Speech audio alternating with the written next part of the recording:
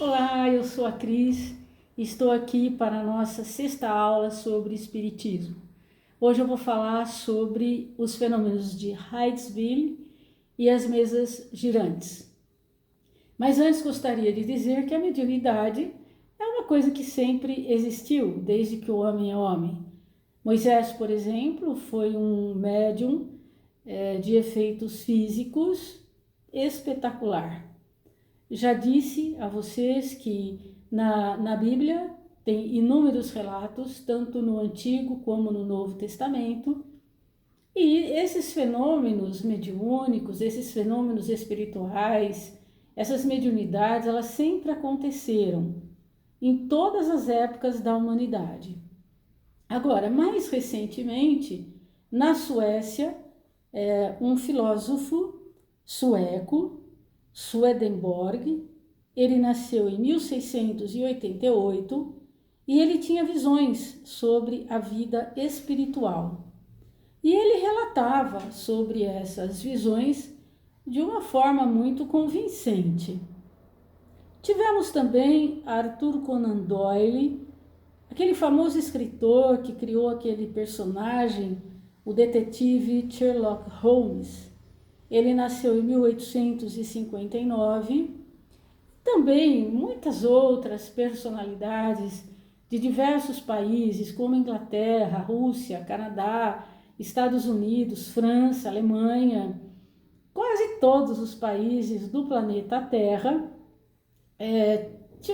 tiveram pessoas que, de uma forma ou de outra, entravam em contato com algum fenômeno que não era nada natural e não conseguiam nem explicar a causa, né? Isso aí foi sido descoberto muito depois. Mas teve um fenômeno que ficou assim muito conhecido.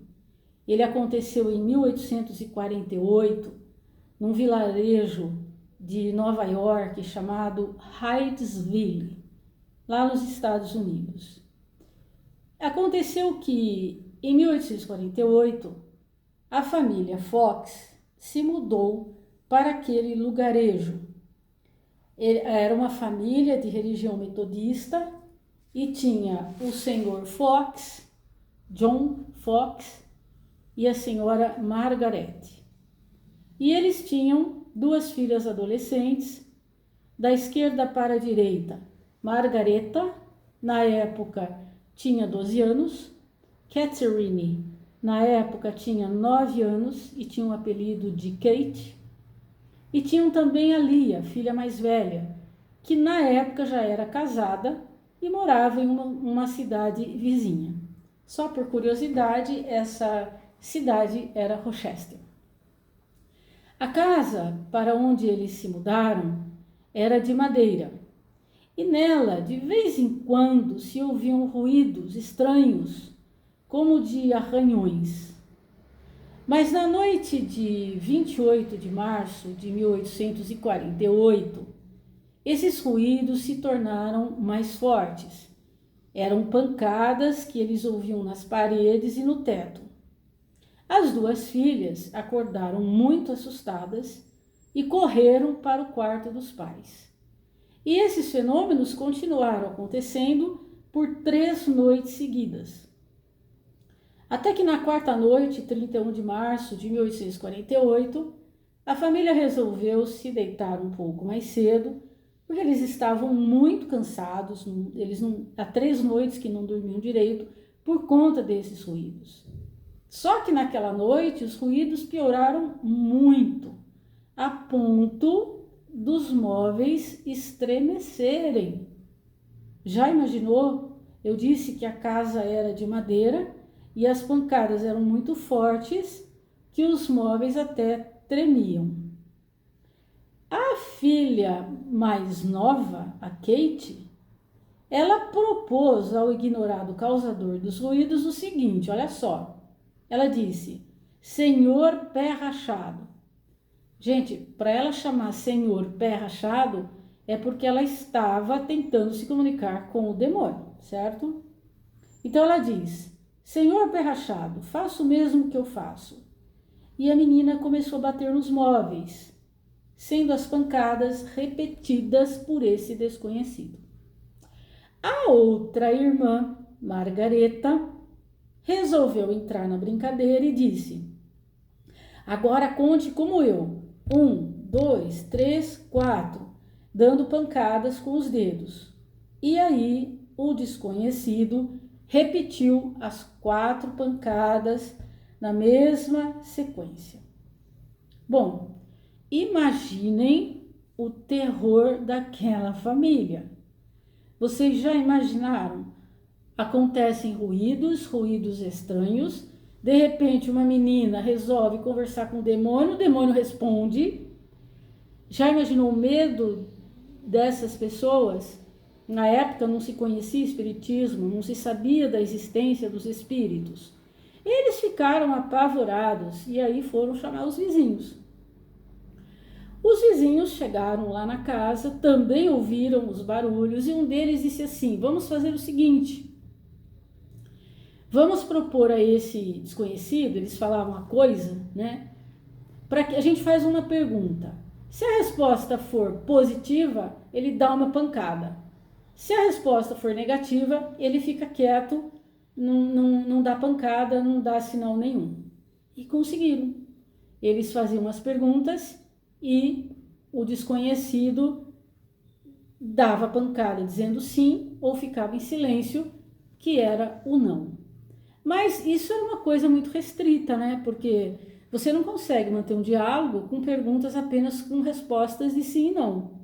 Então o outro vizinho teve uma ideia melhor. Ele falou assim: vamos fazer o seguinte, vamos propor para esse desconhecido para a gente colocar números nas letras do alfabeto. Então, por exemplo, o A, ele dá uma pancada. A letra B, ele dá 2 pancadas. A letra C, ele dá 3 pancadas. A letra D, ele dá 4 pancadas e assim sucessivamente. Então, por exemplo, se ele quisesse falar a palavra amor, ele dava uma pancada, parava. As pessoas sabiam que era a letra A, pegava o lápis e escrevia, letra A. Aí ele dava 13 pancadas e parava. As pessoas sabiam que era a letra M. Aí ele dava 15 pancadas e parava. Era a letra O. E dava 18 pancadas e parava. Era a letra R. Pronto, estava formada a palavra amor. Gente, é um mecanismo extremamente demorado, uma comunicação muito difícil, mas deu certo, porque fazendo assim, o espírito contou a história dele. Ele disse que ele se chamava Charles Rosman e que ele era um vendedor ambulante. E que ele chegou naquela casa há 5 anos atrás. Veja bem, eu falei que a família Fox mudou em 1848. Há 5 anos atrás é que esse vendedor foi na casa, que era uma outra família que morava lá, era a família Bell. Ele chegou e os moradores o convidaram para pernoitar naquela casa.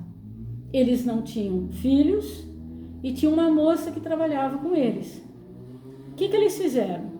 Falaram para a moça que naquela noite ela podia ir dormir na casa dos pais dela, porque eles iam dar o quarto dela para esse vendedor pernoitar ali, porque ele estava muito cansado. Ela foi para a casa lá dos pais e os moradores ali da casa o assassinaram para roubar o seu dinheiro e os seus pertences e enterraram o seu corpo no porão, segundo ele, a 10 pés de profundidade, que fazendo a conversão dá 3 metros. Contou essa história. Então, abriu-se um inquérito. E ele dizia que ele queria que essa história se tornasse conhecida porque as pessoas tinham achado que ele tinha simplesmente desaparecido ou fugido. E não era verdade, ele tinha sido assassinado. Então, baseado nessa história, abriu-se um inquérito, localizaram a moça confirmou a história, disse que sim, que ela trabalhava na casa e que os patrões, naquela noite que o vendedor chegou, ela viu o vendedor, eles falaram para ela ir até a casa dos pais e no dia seguinte, quando ela voltou bem cedinho, os patrões disseram que o vendedor já tinha ido embora, tinha tomado café e já tinha ido embora. Então ela confirmou a história. Baseado nessa confirmação da moça, mais para frente eles foram averiguar e realmente acharam um esqueleto lá no porão da casa e também um baú de ferro.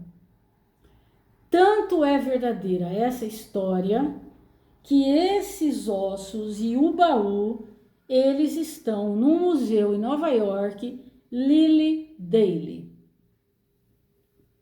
Então, era verídica a história.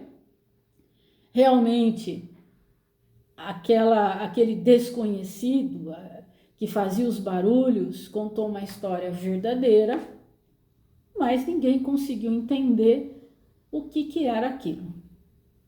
Mas as meninas, elas viajavam, iam para a casa de parentes e onde elas iam aconteciam ruídos, aconteciam barulhos e elas conseguiam se comunicar com outras coisas, vamos dizer assim, né? Que contavam histórias diferentes ou então pediam ajuda.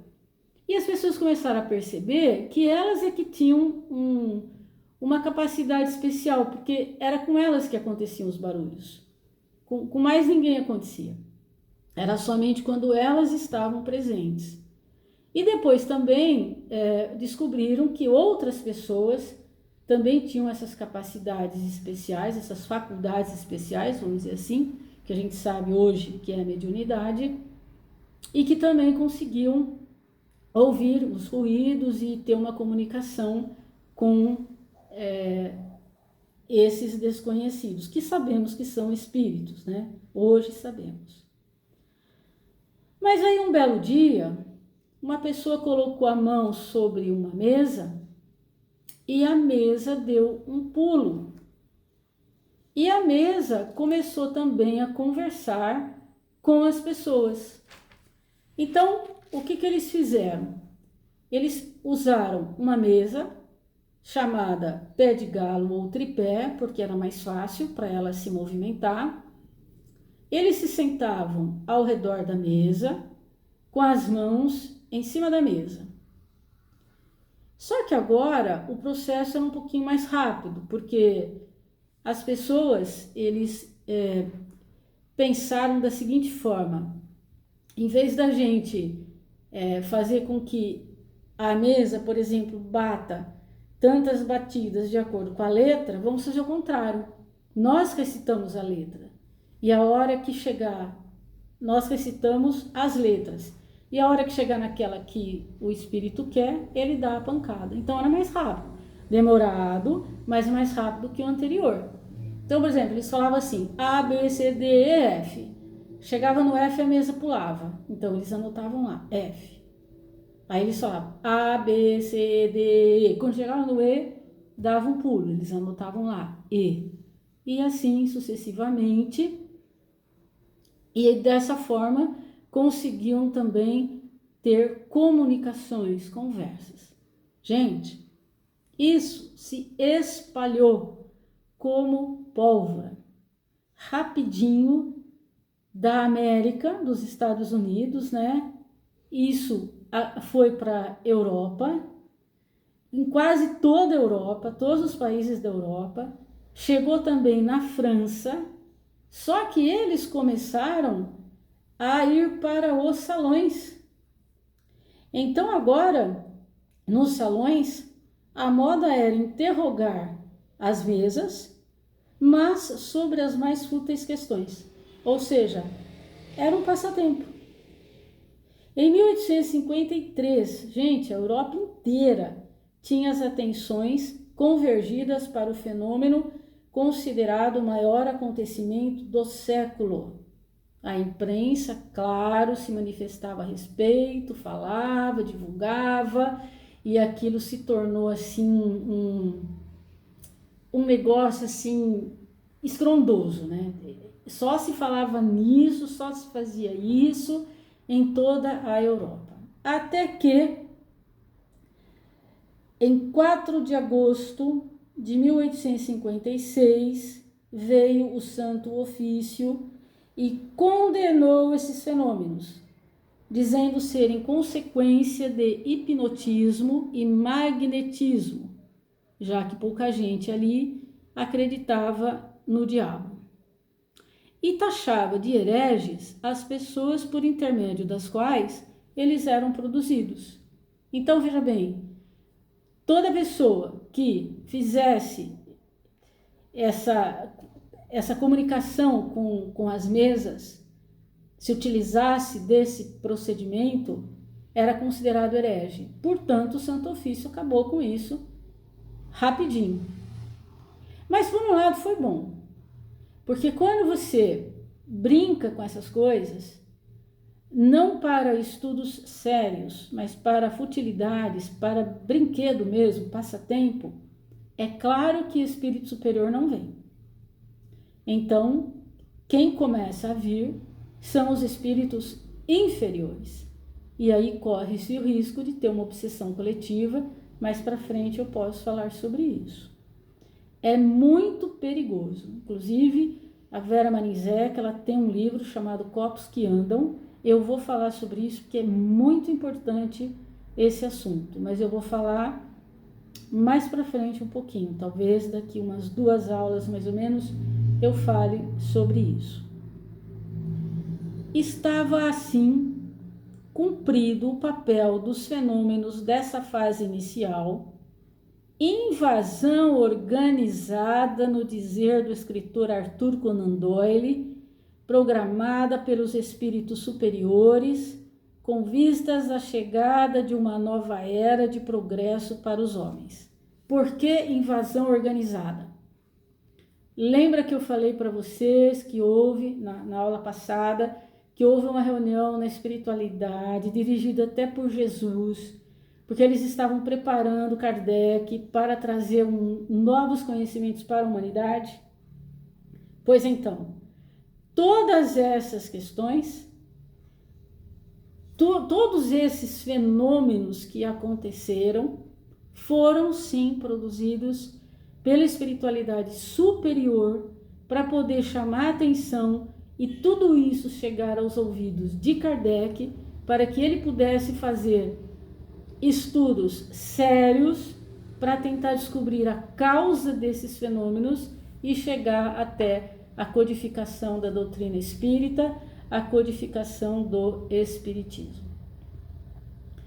Eu falei tudo isso sem me aprofundar por demais, tanto na aula passada como essa, mas quem quiser se aprofundar, temos aí o livro que eu indico, tá? São 3 volumes.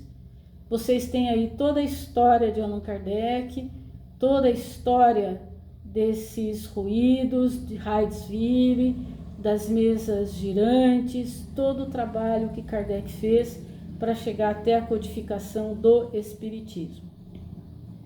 Então, sobra recordar, as comunicações aconteceram de diversas formas. Primeiro com os raps, que eram os barulhos, ruídos.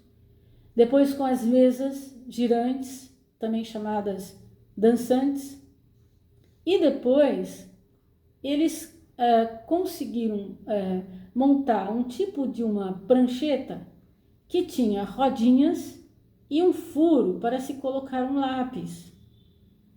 Então o que acontecia? A pessoa colocava a mão em cima ali da prancheta, como ela tinha rodinha, a mão ficava assim por cima, mas não presa, né? Não encostada, só em cima assim. E aí o que acontecia? A prancheta, ela deslizava com as rodinhas, como tinha o lápis na ponta, ia fazendo toda a escrita, né? Toda a mensagem sendo escrita daquela forma. Depois, claro, o lápis na mão do médium. Temos aí o nosso querido médium Chico Xavier, mocinho, né? Psicografando, escrevendo, e Divaldo Pereira Franco, mocinho também, fazendo psicografia, né? quando o médium escreve, é chamado de psicografia, que eu também vou falar mais para frente.